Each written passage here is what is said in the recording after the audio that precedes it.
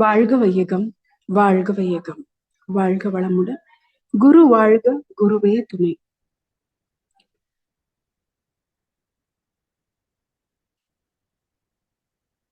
எண்ணம், சொல், செயல் அனைத்தும் எனது அருட்குருவினுடையதாகட்டும். இறையருளும் குருவருளும் எப்பொழுதும் நம்மை வழி நடத்தட்டும். இன்று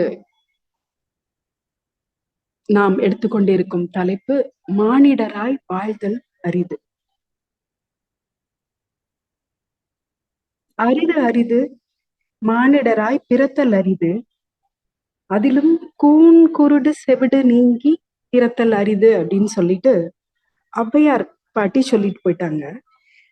அவங்க பிறத்தல் அரிதுன்னு சொன்னாங்க. நம்ம இப்ப இங்க வாழ்தல் அரிது அப்படின்னு சொல்லிட்டு இந்த தலைப்பு எடுத்திருக்கோம். இந்த இடத்துல ஏன் வந்து பிறத்தலையே அந்த அம்மா வந்து அரிது அப்படின்னு சொல்லி சொன்னாங்க அப்படின்னு பார்த்தோம்னா, நம்ம மகரிஷி நமக்கு சொல்லி கொடுத்த நானியார் தத்துவம். ஆதியில் வெளியிலிருந்து அணுவென்ற உயிராகி அதன் பின் பஞ்சபூதங்களாக மாறி ஓரறிவு தாவரம் முதல் புழு பூச்சி ஊர்வன பரப்பன விலங்குகள் என்று ஐந்தறிவு விலங்குகள் வரை வந்து அதன் பின் ஆறாவது அறிவாகிய மனிதம் வரை நாம பரிணாமம் அப்படின்னு சொன்னாலும் சரி, மகரிஷியோட வார்த்தை ரொம்ப பொருத்தமான வார்த்தையாக இருக்கும். தன்மாற்றம் பெற்று இன்று வரை வந்திருக்கிறோம். பல கோடி யுகங்களாக, வருஷங்களாக இந்த மாற்றம் நடைபெற்றிருக்கிறது. இந்த மனித பிறப்பில், அதாவது இப்படி புழுவாகி பூண்டாகின்னு சொல்லிட்டு திருவாசகத்துல வர்ற அதே மாதிரி ஒரு கஷ்டமான பாதையில வந்து நாம இன்னைக்கு மனிதமாக மலர்ந்திருக்கிறோம்.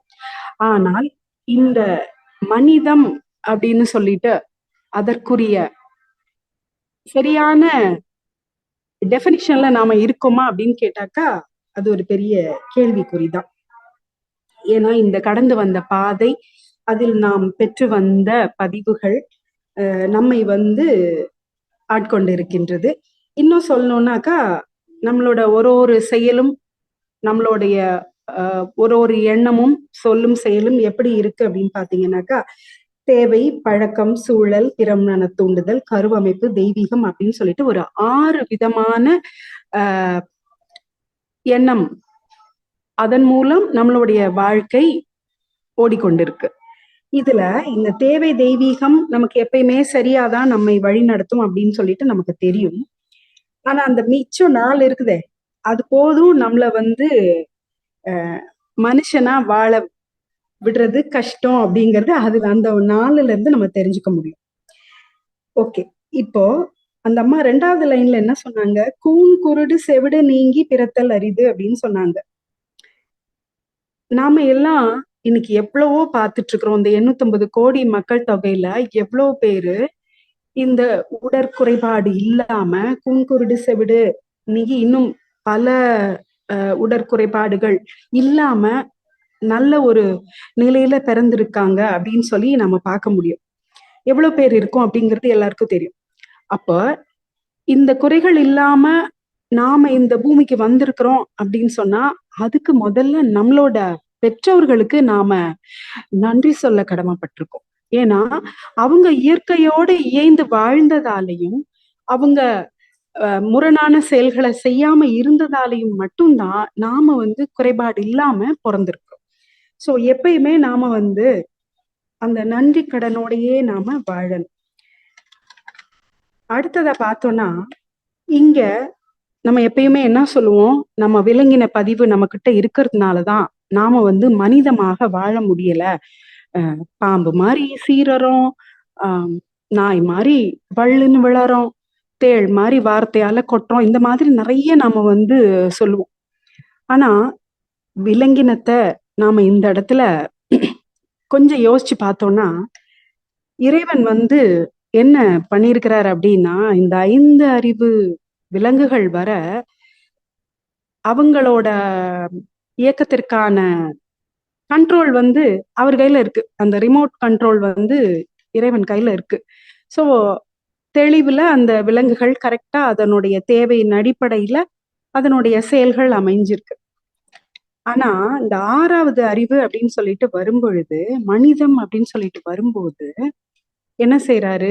இந்தாப்பா 6வது அறிவ நீ கையில புடி. நீயே வச்சுக்கோ. உன் வேலைய நீயே கரெக்ட்டா பார்த்துக்கோ அப்படின்னு சொல்லிட்டு நம்ம கையில குடுத்துடுறாரு. இந்த 6வது அறிவு நம்ம கையில வந்த உடனே கூடவே நமக்கு என்னெல்லாம் சேர்ந்து வருதுன்னு பார்த்தோம்னா, ஆணவம், கண்மம், மாயை எல்லாம் சேர்ந்து வந்துருது. ஆமா தானே? நம்மளோட செயல்களுக்கு மூலமும் நாமளே இருக்கணும் அப்படிங்கிறப்போ, எல்லாம் மாறி போயிடுதுங்க. விலங்குகள் வந்து விலங்கின பதிவால நாம தவறு செய்றோம் அப்படின்னு சொல்லி சொன்னா கூடயும், விலங்குகள் ஒருபோதும் தன்னுடைய உயிர் பயத்தால் அன்றி, தான் தாக்கம் படும்போது மட்டுமே அன்றி, அது யாரையும் வந்து சீண்டாது. அத அடிக்க போனா, அத மிதிச்சுட்டா, அத வந்து தொரத்தினா மட்டும் தான் அது வந்து நம்மள காயப்படுத்தும். ஆனா நாம அப்படியா இருக்கோம்? அப்ப அந்த விலங்கினத்தோட நம்ம ஒப்பிட்டு சொல்றதுக்கு கூட நமக்கெல்லாம் எந்த அருகதையும் நமக்கு கிடையாது. ஏன்னா விலங்குகள் கரெக்ட்டா இருக்கு. நாம தான் வந்து போற வழியில 4 வார்த்தை இங்கிட்டு அப்படியே அக்னிய வீசுற மாதிரி தப்பு தப்பா சொல்லிடுறோம். இங்கிட்டு 4 வார்த்தை, இங்கிட்டு 4 பேச்சு, இங்கிட்டு தவறான செயல்கள் அப்படின்னு சொல்லிட்டு நம்ம கையில கண்ட்ரோல் இருக்குங்கிற மமதையில நாம வந்து செயல்படுறோம். அந்த இடத்துல நாம மனிதரா வாழறோமான்னு பார்த்தாக்கா இல்ல. அதனால தான் வந்து இந்த தலைப்பு மானிடராய் வாழ்தல் அரிது அப்படின்னு சொல்லியிருக்காங்க. ஆக்சுவலா மனிதம் அப்படின்னு சொன்னா என்ன? மனம் பிளஸ் இதம் மனிதம். அப்போ மனதிற்கு இதமான செயல்கள் மனிதம் அப்படின்னாவே ரொம்ப ஒரு உன்னதமான பிறவி. அந்த பிறவியோட நோக்கம் என்ன? நாம எங்கிருந்து வந்தோம்? நாம என்ன செய்ய வந்திருக்கோம்? இறை உணர்வை பெற்று முழுமை பெற அடையணும். இதுதான் நோக்கம். நம்ம எல்லாருக்குமே தெரியும். நம்மளுக்கு சப்ஜெக்ட் நாலேட்ஜ் எல்லாம் நல்லா தான் வச்சிருப்போம். ஆனா பிராக்டிகல் நாலேட்ஜ் நமக்கு கிடையவே கிடையாது. நாம எந்த இடத்துல நாம வந்துட்டு இந்த இறையுணர்வை பெறுவதற்காக நம்முடைய வாழ்க்கைய நம்ம எப்படி வச்சுக்கிறோம்? கரெக்ட்டா வச்சிருக்கோமா பார்த்தாக்கா டெஃபினெட்லி நாட். மகான்கள் நெறைய விஷயம் சொல்லிட்டே வந்திருக்கிறாங்க. நம்ம அருட்தந்தை வேதாத்ரி மகர்ஷி அழகா அ அந்த தத்துவங்கள சொல்லும் பொழுது, இது இந்த புள்ளைங்களுக்கு புரியுமா? இத ஈஸியா சூத்திரமா குடுக்கணும் அப்படின்னு சொல்லிட்டு, அவரோடது அழகா ஒரு ஒரு ஈக்குவேஷன் மாதிரி குடுப்பாங்க. அதுதான் வந்துட்டு நம்ம புரிஞ்சுக்கிறதுக்கு ஈஸியா இருக்கும் அப்படிங்கிறதுக்காக அவங்க அந்த தத்துவங்கள அவ்வளவு எளிமைப்படுத்தி நமக்கு குடுத்திருக்காங்க. அவங்க நிலையில இருந்து இறங்கி வந்து குடுத்திருக்காங்க. இந்த இடத்துல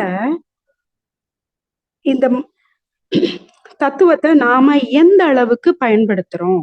அப்படிங்கிறது தான். இந்த சூத்திரங்கள நாம எந்த அளவுக்கு நம்ம வாழ்க்கையில எடுத்திருக்கோம் அப்படின்னு பார்த்தோம்னா, அது மிகப்பெரிய கேள்விக்குறியா தான் இருக்கு. அ மனிதன் மனிதனாக வாழ்வதற்கு அப்படின்னு சொல்லிட்டு 3 அகத்தாய்வு பயிற்சிகள். முதல் நிலை, 2ஆம் நிலை, 3ஆம் நிலை. இந்த 3 அகத்தாய்வு பயிற்சிகள் குடுத்திருக்காங்க. இந்த அகத்தாய்வு பயிற்சிய அவ்வளவு அழகா ஆர்டர்லியா குடுத்திருப்பாங்க. எண்ணம் ஆராய்தல், ஆசை சீரமைத்தல், சினம் தவிர்த்தல், கவலை ஒழித்தல். ஒரு ஒரு வார்த்தைக்கும் நம்ம நன்மணி ஐயா வந்து ஒரு நாள் ஃபுல்லா கிளாஸ் எடுப்பாங்க. அவ்வளவு அர்த்தம் பொதிந்த வார்த்தைகள் அந்த ஒவ்வொன்றும். இப்ப இந்த ஒரு ஒரு அகத்தாய்வுக்கான வகுப்பையும் பார்த்தீங்கன்னா, ஒரு மாதம் ஒரு அகத்தாய்வுன்னு வச்சாலும், ஒரு 3 மாதத்துல இந்த அகத்தாய்வு கல்வி வந்து நமக்கு கிடைச்சிடும். இந்த அகத்தாய்வு கல்வி நமக்கு கிடைச்ச உடனே, நாம ஆ நான் 3 அகத்தாய்வு முடிச்சுட்டேன் அப்படின்னு சொல்லிட்டு கூட கொஞ்சம் நம்ம தலையில வெயிட் ஏறிருது. ஆனா நம்ம அத கொஞ்சமாவது பிராக்டிஸ் பண்ணினோமா அப்படின்னு சொன்னாக்கா, அது வந்து பெரிய கேள்விக்குறியா தான் இருக்கு. இந்த 3 மாதத்துல அந்த நாலெட்ஜ் தான். ஜஸ்ட் அந்த அத நோயிங் அண்ட் லெட்ஜரிங் தான். லெட்ஜரிங்ன்னா என்னது? ஃபைல் பண்ணி வச்சுக்கிறோம். நம்ம மூளையில கேட்டத அப்படி சும்மா பதிவு பண்ணி வச்சுக்கிறோம். அதுக்கு மேல நாம என்னென்ன பண்ணிட்டு இருக்கோமோ, அதே தான் பண்ணிட்டு இருக்கிறோம். அங்க வந்து செயல் மாற்றம் எதுவும் இல்லைன்னா, மனிதம் எப்படி மலரும்? மனிதம் மனிதமாக இருக்குமா? இல்ல அதுக்கு பின்னாடி போயிட்டு இருக்குமா அப்படின்னு பார்த்தாக்கா, பின்னாடி தான் போயிட்டு இருப்போம். முன்னோக்கி நடக்கறதுக்கு நமக்கு வராது. இந்த இடத்துல ஆன்மீக கல்வி அப்படின்னு சொன்னோம்னா, இந்த ஆன்மீக கல்வி அப்படிங்கிறது ஒரு அதாவது உச்சபட்ச அனுபோக நிலை, அனுபவத்தின் உச்ச நிலை அப்படின்னு சொல்லலாம் இந்த ஆன்மீகத்தை. இந்த ஆன்மீக கல்விய வந்துட்டு நம்ம மகரிஷி அவரோட அனுபவத்திலிருந்து அனுபவமாக நம்ம எல்லாருக்கும் கொடுத்திருக்காங்க. அத்தனை வருட ஆராய்ச்சிக்கு பிறகு, கொஞ்ச நஞ்சம் கிடையாது, பல வருஷம் அந்த பயிற்சிகளாகட்டும், அதில் சொல்லப்பட்ட கருத்துகளாகட்டும், அவங்க வந்து தான் அதை பயன்படுத்தி இது எப்படி மாற்றங்களை கொடுக்குது, இதுல வேற ஏதாவது சேஞ்சஸ் கொடுக்கணுமா, இது சரியாதான் வேலை செய்தா அப்படிங்கறத ஆராய்ச்சி பண்ணி பண்ணி பண்ணி அவங்களோட அறிவின் தெளிவுல அந்த உச்சத்துல வந்த சிந்தனை தான் நமக்கு கொடுக்கப்பட்டிருக்கிற இந்த கல்வி. ஆனா இதை வெறும் கல்வியாக மட்டும் நாம வச்சிருக்கும் போதுட்டு அங்க வந்து மாற்றம் நிகழாது. அங்க பிராக்டிக்கலா அதை நம்ம பயன்படுத்தணும். இந்த பேராசிரியர் பயிற்சி முதல்ல என்ன பட்டம் வாங்குறோம்? அருள்நிதி. அதுக்கு ஆசிரியர் பயிற்சி முடிச்சா அருள்நிதி. அப்புறம் வந்துட்டு அதுக்கு முன்னாடியே பிரம்மஞானி, அருள்நிதி, ஆசிரியர், பேராசிரியர் எல்லாம் வாங்கியாச்சு. எல்லா பட்டமும் வாங்கியாச்சு. அத்தனை பட்டமும் நமக்கு என்னத்தை கொடுத்துருக்கு அப்படின்னு பார்த்தோம்னா ஆணவத்தை தான் கொடுத்துருக்கு. இன்னொரு சூத்திரம் கூட சொல்வாங்க, கடவுள் பிளஸ் மும்மலங்கள் ஈக்குவல் டு மனிதம் அப்படின்னு சொல்லுவாங்க. எப்ப மனிதன் தன்னிடம் இருக்கின்ற இந்த 3 மலங்களை, ஆணவம், கண்மம், மாயை அப்படிங்கிற இந்த 3 மலங்களை தூக்கி போடுறானோ அப்ப மனிதன் கடவுளாக மாறி விடுவான். ஓகே, நம்ம டாபிக்ல இருந்து கொஞ்சம் தள்ளி போறோம். மனிதன் கடவுளாகிறது இல்ல விஷயம் இங்க. மனிதன் முதல்ல மனுஷனா வாழணும். நாம அந்த ஆகத்தாய்வு பயிற்சிகளை சரியா பயன்படுத்துறோமா அப்படிங்கிறது ஒரு பெரிய கேள்வி. இந்த அகத்தாய்வு பயிற்சிகள் பாத்தீங்கன்னா ஒன்னும் இந்த மகரிஷி பிராக்டிஸ் பண்ணி நமக்கு கொடுத்தாங்க இல்லையா, அவங்க ஒரு ஸ்டேஜ்லயுமே வந்து நிறைய விஷயங்களை மாற்றம் செஞ்சுட்டே வந்திருக்கிறாங்க. அந்த சூழலுக்கு தகுந்தாற் போல் அதை மாற்றம் செஞ்சுட்டு வந்திருக்காங்க. ஒரு எடுத்துக்காட்டு சொல்லணும்னு பாத்தீங்கன்னா வந்துட்டு முதல்ல 5 ஒழுக்க பண்பாடு அப்படின்னு சொல்லி சொன்னாங்க. அதுக்கப்புறம் அதில் சொல்லப்பட்ட கருத்துக்களை இன்னும் கொஞ்சம் ஆராய்ச்சி பண்ணி 2 ஒழுக்க பண்பாட்டிலேயே அந்த 5 ஒழுக்கமும் அடைபட்டு விடும், அப்ப இது இன்னும் எளிமையா இருக்குமே அப்படின்னு சொல்லிட்டு 2 ஒழுக்க பண்பாடு கொடுத்தாங்க. எவ்வளோ ஒரு கனிவு பாத்தீங்களா? எவ்வளோ ஒரு கனிவு, நமக்கு எவ்வளவு எளிமைப்படுத்தி கொடுத்திருக்காங்க. 2 ஒழுக்க பண்பாடு என்னது? நான் எனது வாழ்நாளில் யாருடைய உடலுக்கும் மனதிற்கும் துன்பம் தரமாட்டேன். 2வது ஒழுக்கம், துன்பப்படும் உயிர்களுக்கு என்னால் என்ற உதவிகளை செய்வேன். ரைட். இத கடகடான்னு ஒப்பிச்சிடுறோம். அப்படியே ஒரு டேப் ரெக்கார்டர் ஆன் பண்ணா எப்படி கடகடான்னு வருமோ அது மாதிரி நம்மளுக்கும் திக்காம திணறாம வந்துரும். ஆனா நாம துன்பம் கொடுப்பதை எப்போதாவது நிறுத்தி இருக்கிறோமா என்று யோசிச்சிருக்கோமா? சின்ன சின்னதா நிறைய நம்ம பண்றோம். நம்ம தெரியாம நம்மளோட கான்சியஸ்க்கு எடுத்துக்கிறதே இல்லை. ஒரு சின்ன எக்ஸாம்பிள் பார்த்தோம்னா தெரியும். நம்ம வாசல் கூட்டும் போது பாத்தீங்கன்னா வாசல்ல என்ன பண்ணுவோம், அப்படியே குப்பையை அங்கிட்டு இங்கிட்டு தள்ளிட்டு அந்த சைட்ல இருக்கிற கால்வாய் பக்கம் அந்த இதெல்லாம் தள்ளிடுவோம். அது தள்ளும் போது இது அங்க போய் அடைக்குமே அப்படிங்கிற யோசனையே வராது. தள்ளிட்டு நம்ம வேலையை முடிச்சுட்டு வந்துருவோம். அது எந்த இடத்துல ஆழம் கம்மியா இருக்கும், இப்ப பழைய வீடுகள்ல எல்லாம் அவங்க வந்து உயரமாக இருக்காது, அப்ப அந்த இடத்துல ஆழம் கம்மியா இருக்கும் போதுட்டு அங்க பாத்தீங்கன்னா அங்க போய் கட்டும். அந்த சாக்கடை அங்க போய் கட்டுச்சுன்னா அங்க வந்து கொசு நிறைய உற்பத்தி ஆகும். அந்த கொசு அந்த இடத்துல இருக்கிறவங்கள முதல்ல கடிக்குமா, இல்ல இவனை இதை தள்ளி விட்டவனை வந்து முதல்ல கடிப்போன்னு நம்மள வந்து கடிக்குமா? யோசிச்சு பார்க்கணும்ல. அப்ப அங்க இருக்கிற குழந்தைங்களுக்கு அதனால வருகிற உடல் துன்பம், அது அது அதற்காக அவங்களுக்கு படுகிற வேதனையும் மனசுல இருக்கிற கஷ்டம், அதற்கு அவங்களுக்கு பொருள் செலவு அப்படின்னு சொல்லி பார்க்கும்போதுட்டு அது எல்லாமே பார்த்தோம்னா நம்மளுக்கு செயல் விளைவா வந்து நமக்கு தான் விடியும். ஆனா நாம இதை செய்யும்போது நான் யாருக்கும் எந்த துன்பம் கொடுக்கலையே அப்படின்னு சொல்லிட்டு ரொம்ப அசால்ட்டா சொல்லுவோம். நம்ம வாச கூட்டும் போது நாம சாக்கடையை அடைச்சிருக்கோங்கிறது நமக்கு மறந்துருச்சு இல்லையா? நம்ம அங்க கான்சியஸா அந்த செயலை செய்யல. அதாவது விளைவறிந்த விழிப்பு நிலையோட நாம அந்த செயலை செஞ்சிருந்தோம்னா, கூட்டி ஒரு ஓரமா அதை அள்ளி நாம குப்பைவாளியில போட்டு இருந்திருந்தோம்னாக்கா சாக்கடை அடிக்கிறதுக்கு நாம காரணமா இருந்திருக்க மாட்டோம். ஏன் எல்லாரும் அப்படிதானே பண்றாங்க, நான் மட்டும் ஏன் மாறணும்னு இதுல அடிஷனல் கேள்வி வேற. எல்லாரும் அப்படி பண்ணுவாங்க. அப்போ உனக்கு மகரிஷியோட அறிவு கிடைச்சிருக்கு, அவங்களோட தத்துவம் கிடைச்சிருக்கு, நீ அப்படி செய்வியா? நீ முதல்ல மாறு அப்படின்னு சொல்லி நமக்கு சொல்லணும். முதல்ல நம்ம மாறணும். மாற்றம் நம்மிடமிருந்து தொடங்கணும். இப்ப நான் சொன்ன எடுத்துக்காட்டு ரொம்ப ஒரு ஒரு சாதாரணமான எடுத்துக்காட்டு. ஆனா அதோட விளைவு பார்த்தோம்னாக்கா பெருசா இருக்கும். அங்க ஒரு அந்த குடும்பமே காய்ச்சல் அவதிப்பட்டதுன்னா அதோட பாதிப்பு நமக்கு தானே. செயல் விளைவுல விடியும் தானே. அது மகரிஷி சொல்லி கொடுத்துருக்காங்க தானே. ஆனா நம்ம அந்த செயலை செய்யும்போது விழிப்பு நிலையில இருந்தோமா? இல்ல. அப்ப நம்ம மனிதமா செயல்பட்டு இருக்கோமா அப்படின்னு கேட்டாக்கா டெஃபினெட்லி நாட். நம்ம அந்த இடத்துல மனுஷனா இல்ல. நம்ம அப்படியே சும்மா அப்படியே அதாவது ஐந்தறிவு விலங்குன சொல்றோம். மாடு அது அப்படியே போயிட்டே இருக்கு. அது எங்க சாணம் போடணும், எங்க போய் இது பாத்ரூம் போகணும்னு அதுக்கு தெரியுமா? தெரியாது. அது அப்படியே போற போக்குல பண்ணிட்டு போயிடும். ஆனா நம்ம மனுஷங்க அப்படி இருக்கலாமா? நம்ம கான்சியஸ்ல எல்லாம் வேலை செய்யணும். அப்ப நம்ம தப்பு பண்ணிடுறோம். சோ இப்படியே நீங்க காலையில இருந்து நைட்டு தூங்க போற வரைக்கும், இரவு வரைக்கும் நாம ஒரு ஒரு செயலை யோசிச்சோம்னா நிறைய தப்பு துன்பங்கள் கொடுத்துக்கிட்டே இருக்கோம். தெரியாமலே, நமக்கு தெரியாமலே நிறைய தப்பு பண்ணிக்கிட்டே தான் இருக்கோம்.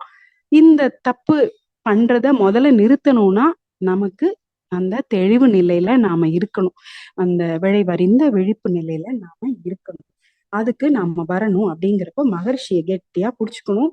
அவர் சொன்ன தத்துவத்தை நாம ஒன்னொன்னையும் நம்மளோட வாழ்க்கையில அப்ளை பண்ணணும். நம்ம அப்ளை பண்றது இல்லாம நம்மளோட சுற்றத்தோட, நட்பு வட்டத்தோட, நாம வேலை செய்யற இடங்கள்ல எல்லா இடத்துலயும் இந்த பாயிண்ட்ஸை நம்ம ஒரு ஒரு இடத்துலயும் நாம ஃபாலோ பண்ண மாற்றம் நம்மிடமிருந்து தொடங்கும். நிச்சயமா அது எங்கேயோ போய் ஒரு நல்ல மாற்றத்தை உண்டு பண்ணும். ஏன்னா மாற்றம் ஒன்றே மாறாதது அப்படிங்கறதுதான் இந்த உலகத்துல உள்ள ஒரு ஒரு பெரிய உண்மை. இந்த மாற்றத்தை நாம அனுமதிக்கணும். நம்மளுடைய செயல் மாறணும். செயல் மாறாம எந்த விஷயமும் மாறாது. நம்ம நினைச்சிட்டு இருக்கிறோம், என்னோட ஆரோக்கியம், எனக்கு ஆரோக்கியம் இல்ல, நிறைவு இல்ல, இன்பம் இல்ல, மகிழ்ச்சி இல்ல, நிம்மதி இல்ல. யார பார்த்தாலும் இந்த புலம்பல் இல்லாத எந்த ஒரு மனிதனையாவது நாம கண்டுபிடிக்க முடியுமானாக்கா கிடையவே கிடையாது. ஏன்னா எல்லாருமே என்ன சொல்றாங்க? எனக்கு நிம்மதி இல்ல, எனக்கு மகிழ்ச்சியே இல்ல, எப்பயும் எனக்கு துன்பம் தான், எனக்கு கஷ்டம் தான் அப்படின்னு சொல்லிட்டு எல்லாரும் சொல்லிக்கிட்டே தான் இருக்காங்க. ஏன் அப்படி சொல்லிட்டு இருக்காங்க அப்படின்னு சொன்னா, அவங்க மகரிஷியோட கான்செப்ட முழுமையா புரிஞ்சிருந்தா இந்த புலம்பல் இருக்காது.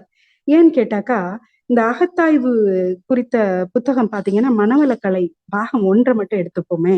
அத ஒரு 100 வாட்டி நம்ம படிச்சுட்டா கூடயும், அந்த 101வது டைம் நம்ம படிக்கிறப்போ, அதுல ஒரு விஷயம் நமக்கு ஒரு புதுசா ஒரு கான்செப்ட நமக்கு சொல்லும். அந்த ஒரு விளக்கத்த, சிந்தனைய நம்முடைய அறிவின் தெளிவுக்கு அது கொண்டு வரும் அப்படின்னு சொல்லிட்டு மகரிஷி சொல்றாங்க. ஆனா நம்ம ஒரு முறையாவது ஒழுங்கா படிச்சிருப்போமா அப்படின்னு கேட்டாக்கா அதுவும் இல்ல.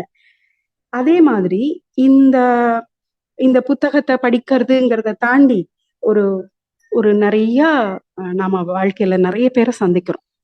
ஒருத்தரும் ஒரு ஒரு துறையில சிறப்பா இருக்கிறாங்க. அவங்க சிறப்பா இருப்பதற்கு அவங்க என்ன பண்ணாங்க? அவங்களோட அனுபவம் தானே. இத்தனை வருஷம் அவங்க எவ்வளவு கஷ்டப்பட்டு இந்த ஒரு நிலையை அடைஞ்சிருப்பாங்க. அப்ப அந்த அனுபவத்துக்கு நாம மரியாதை கொடுக்கிறோமா அப்படின்னு கேட்டாக்கா அதுவும் கிடையாது. ஏன்னா சமுதாயத்துல இன்னைக்கு பாத்தீங்கன்னா, இந்த அனுபவசாலிகள் அப்படின்னு சொல்ற அந்த வயது முதிர்ந்தவர்களுக்கு கொடுக்கிற மரியாதை பாத்தீங்கன்னா ரொம்ப கம்மி. ஆமா, இந்த பெருசு கடக்கு அப்படின்னு சொல்லிடுவாங்க. இவங்க மாங்குன்னு அவ்வளவு கஷ்டப்பட்டு கிடைச்ச அறிவை இந்த சின்னவங்களுக்கு சொல்லும் பொழுது இந்த சின்னவங்க அதை கண்டுக்கவே மாட்டாங்க. அந்த மனப்போக்கும் நம்ம கிட்ட இருந்து மாறும். இதுவும் நம்மள மனிதமாக இருக்க விடாம செய்யறதற்கான இன்னொரு விஷயம். நாம அவங்களுக்கு அவங்கவங்களோட அறிவின் தெளிவுக்கு கொடுக்க வேண்டிய மரியாதைகளை நாம கொடுக்க மறந்துடுறோம். அடுத்து பாத்தீங்கன்னா இந்த இரண்டொழுக்க பண்பாடு அப்படின்னு சொல்லி மகர்ஷி சொன்னாங்க இல்லையா? இந்த இரண்டொழுக்க பண்பாட நாம ஃபாலோ பண்ணோம்னா நம்மளோட கஷ்டம் எல்லாம் போயிடும். நமக்குள்ள இருக்கிற, ஆனா அது யாருமே ஒத்துக்க மாட்டோம். நமக்குள்ள இருக்கிற ஆரோக்கியம், மகிழ்ச்சி, நிம்மதி, இன்பம், நிறைவு இது எல்லாம் நமக்குள்ளதான் இருக்கு. ஆனா நாம அத துன்பமா மாத்திட்டு என்ன செய்றோம்? நாம தவறுகள் செஞ்சு வெளியில ஒரு திரை மாரி போட்டிருக்கோம். துன்பம் அப்படின்னு சொல்லிட்டு. அந்த திரைய நாம நீக்கணும்னா, உள்ள இருக்கிற இன்பம் தானா வெளிப்படும். ஆனா, முதல்ல அது உள்ள இருக்குன்னே நம்ம ஒத்துக்கலையே. அது வேற எங்கேயோ இருக்குன்னுலாம் நம்ம நெனச்சுட்டு இருக்கோம். வெளியில இருக்கிற பொருள்ல இருக்கிறதாக, நம்ம சுற்றி இருக்கிற இந்த உலக பொருட்கள்ல இருக்கிறதா ஒரு மாயை நாம பிடிச்சு வச்சிருக்கோம். நம்மள போட்டு ஆட்டி வைக்கிற ஒரு ஒரு பெரிய பிரச்சனை என்னன்னா, எனக்கு இது கிடைச்சா இன்பம், எனக்கு அது கிடைச்சா இன்பம், எனக்கு பெரிய வீடு கட்டினா, எனக்கு ஒரு பட்டு சாரி வாங்கினா, எனக்கு நல்ல ஜுவல்ஸ் வாங்கினா, இப்படி நம்ம எல்லா பொருள்கள் மேலதான் நாம இன்பம், நம்மளுக்கு மகிழ்ச்சி அப்படின்னு நினைச்சு நம்ம தவறா வச்சிட்டு இருக்கோம். அப்படி இல்லாம நமக்குள்ள இருக்கு இந்த இன்பமும் நிறைவும் அப்படின்னு சொல்லி உணர்கிற பட்சத்தில் நமக்கு அந்த தெளிவு கிடைக்கும் பட்சத்தில் நம்மளுடைய தூய்க்கும் அளவு குறைஞ்சிரும். அளவு முறையில ஒரு தெளிவுக்கு வருவோம். இன்னும் சொல்லணும் அப்படின்னு பாத்தீங்கன்னா, இந்த 2 ஒழுக்கத்திலையும் 2யுமே, அதாவது முதல் ஒழுக்கம் என்னது? துன்பம் கொடுக்கக் கூடாது அப்படின்னு சொல்றது. இந்த துன்பம் கொடுக்கக் கூடாதுங்கிறத நம்ம என்ன செய்யணும்னா 100% மாத்தணும்னு சொல்றாங்க. 100% இத நம்ம ஃபாலோ பண்ணணும். அந்த 2வது ஒழுக்கம் துன்பம் போக்கும் செயலை செய்யணும்.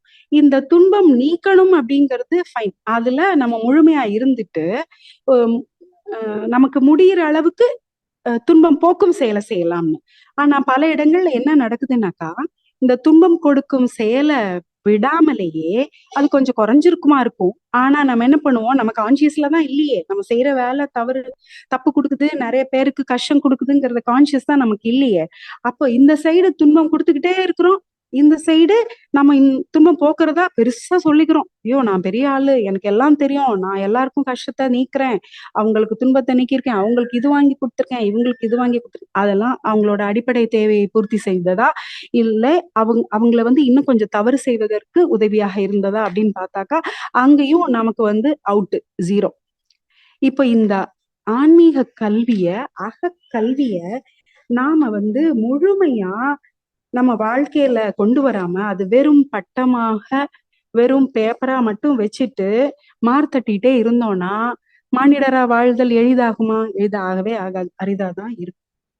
அடுத்து பாத்தீங்க அப்படின்னு சொன்னாக்கா, இந்த மகரிஷியோட ஒரு பெரிய வருத்தம் என்ன தெரியுமா?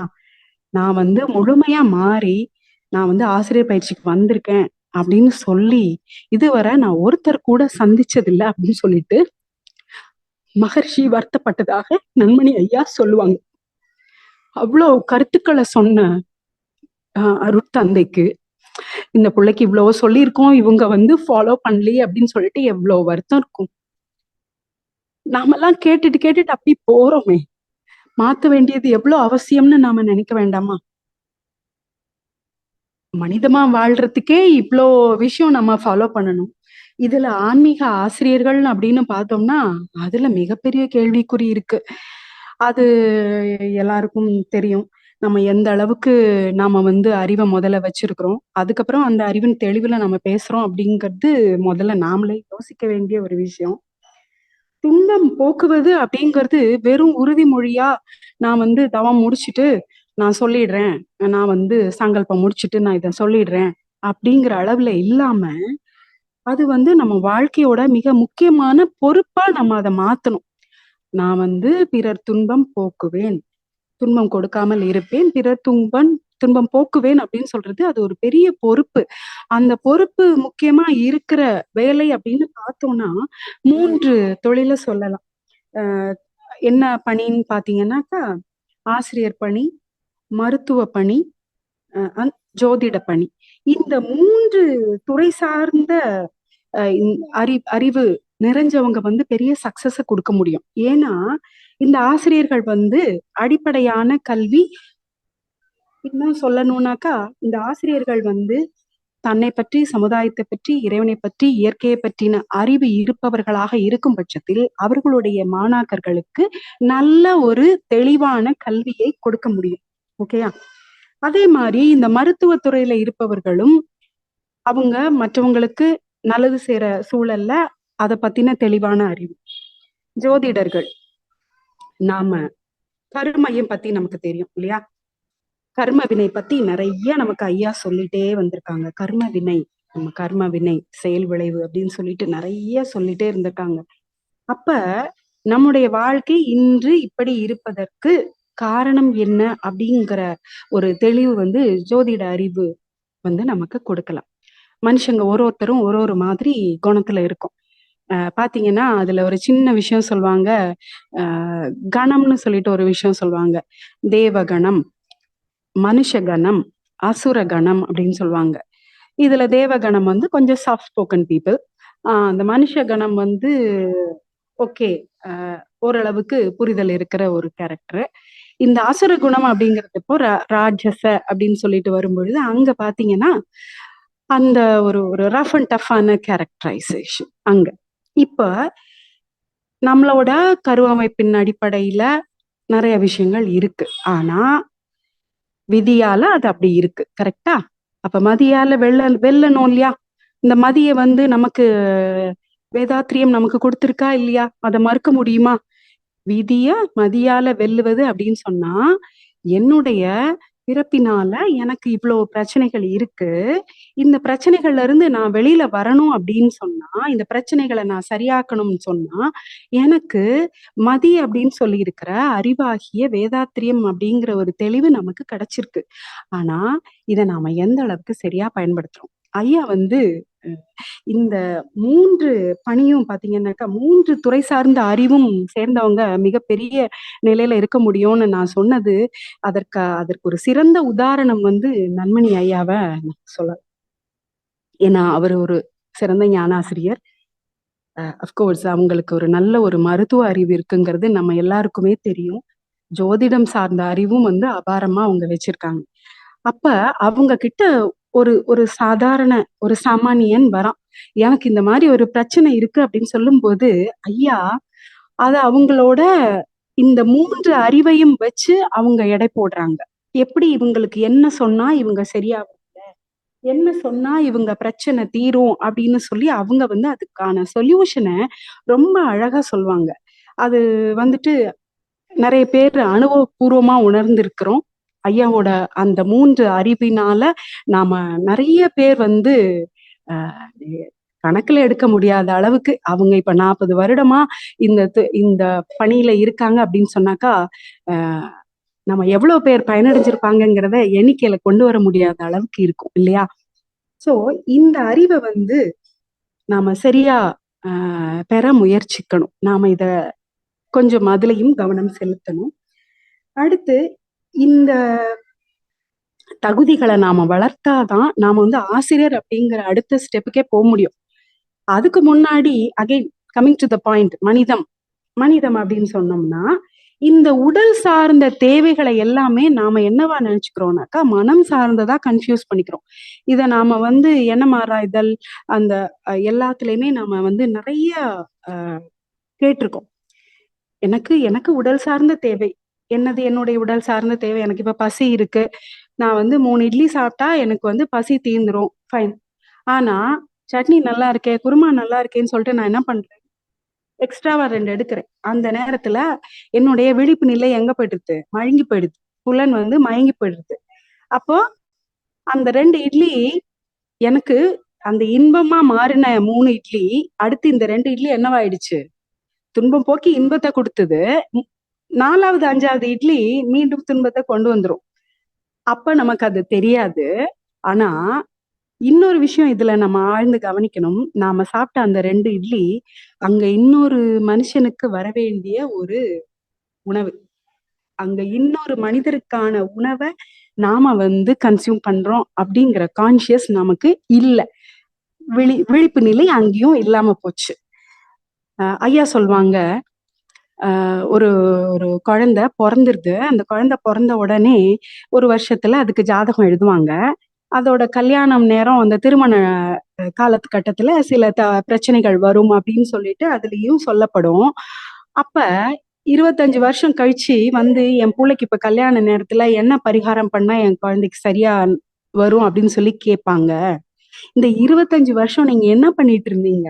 உங்க வாழ்க்கையில மாற்றம் நடந்திருந்ததுன்னா, உங்களோட செயல் மாற்றம் நடந்திருந்ததுன்னா, உங்க ஒரிஜினல்ல கர்ம வினைய நீங்க கழிச்சிருந்தீங்கன்னா, உங்க புள்ளைங்களாகிய ஜெராக்ஸ்ல கர்ம வினையோட பதிவுகள் குறைஞ்சிருக்கும்.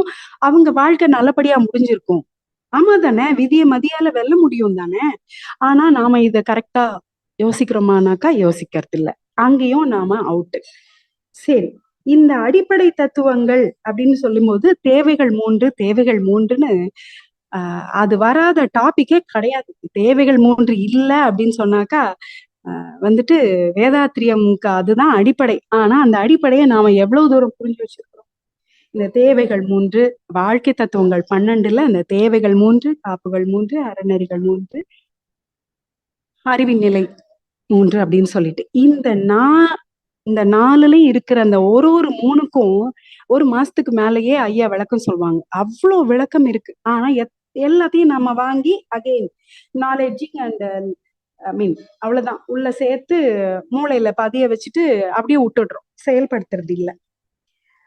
இந்த அடிப்படை தத்துவங்கள், இந்த வாழ்க்கை தத்துவம் தாண்டி இன்னும் மகரிஷியோட தத்துவங்கள், காந்த தத்துவம், செயல்விளைவு தத்துவம், அலையியக்க தத்துவம், இந்த தத்துவங்கள் அனைத்தையும் நாம சரிவர புரிஞ்சு, அத உணர்ந்து, அத நம்ம வாழ்க்கையில பயன்படுத்துகிற பட்சத்துல நம்மளோட வாழ்க்கை மாறும். நாம மனிதமாக செயல்படுகிறோம். மனிதன் அமைப்பில், வடிவத்தில் மட்டும் மனிதனாக இல்லாமல், நாமெல்லாம் மனிதம் அப்படிங்கிற பேர்ல சுத்திக்கிட்டு இருக்கிற 6 அறிவு இருக்குன்னு சொல்லி சுத்திட்டு இருக்கிற 5 அறிவு நாம இருக்கிறோம். ஆனா அது கூட நம்ம சொல்லக்கூடாது. ஏன்னா 5 அறிவு விலங்குகள் கூட ரொம்ப கரெக்டா இருக்கு. அதனால நாம நமக்கு கிடைச்ச பொக்கிஷத்தை நாம புரிஞ்சுக்க தவறிட்டோம். இதுல மகரிஷி இன்னொரு பெரிய விஷயம் சொல்வாங்க. இந்த உலகில் பொருள் வறுமை என்பதே இல்லை. அறிவு வறுமை தான் மிக அதிகமா இருக்கு அப்படின்னு சொல்லிட்டு மகரிஷி சொல்லியிருக்காங்க.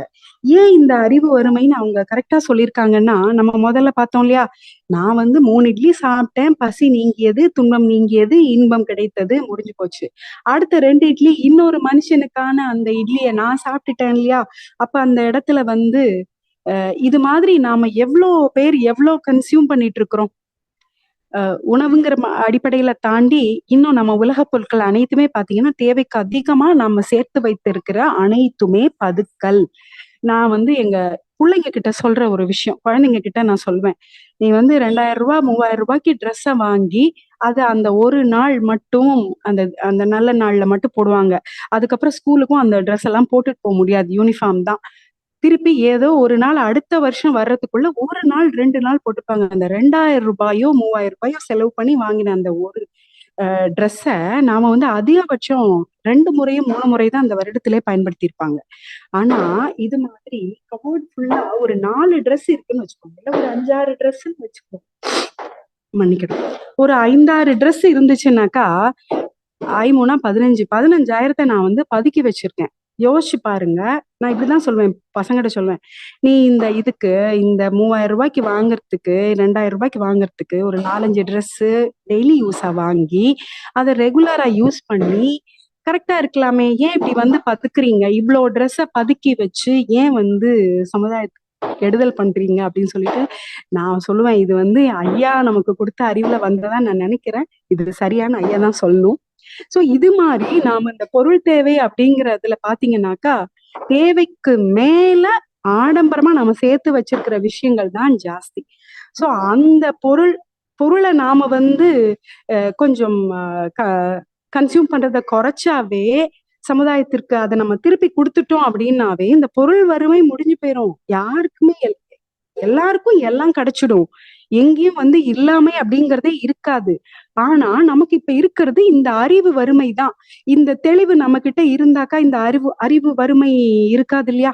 அப்ப நம்மளோட அறிவு வறுமை தான் இன்னைக்கு மிகப்பெரிய ஒரு டார்கெட். அத நாம சரி பண்ணணும் அப்படின்னு சொன்னாவே, உலகத்துல சமாதானம், அன்பு, அமைதி, நிம்மதி, மகிழ்ச்சி எல்லாமே வந்துரும். ஆனா நாம அதுக்கு தயாரா இருக்கிறோமா?